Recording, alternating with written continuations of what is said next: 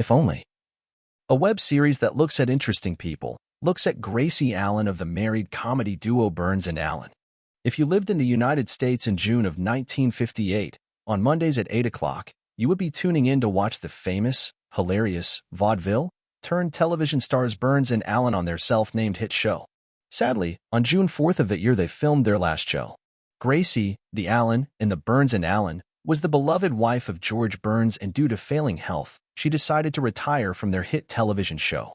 The filming of the last show was full of suppressed emotion because the focus was not on the fact that it was Gracie's last show.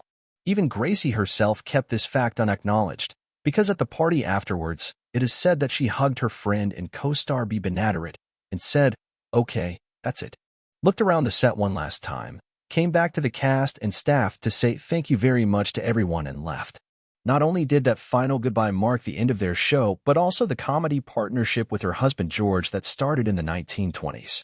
George Burns said in several taped interviews that Gracie always had the hardest lines because they were so nonsensical that she had to spend just about every waking moment trying to memorize them as he played the easy part of being her straight man.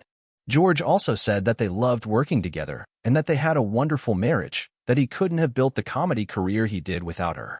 She had a rare comic timing, sense of delivery with a perfect ditzy act that no one has replaced her yet in the comedy field. When she unexpectedly died, barely 7 years after her retirement, George was devastated. Many people who knew the couple said that they don't think George ever got over her death. Proof of his continued love, adoration, with a devotion to her memory, can be heard in the interviews he gave in the years after her death. Gracie's wacky character that started in their vaudeville days, transitioned to movies, radio, and television, showed the world that a good-looking woman could become a huge, world-famous comedic actress.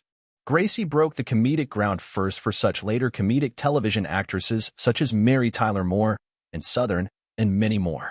Together with her husband, George Burns, they joined the ranks of their friend, husband and wife teams Jack, Benny, and Mary Livingstone, Ozzie and Harriet, and later Lucy and Ricky.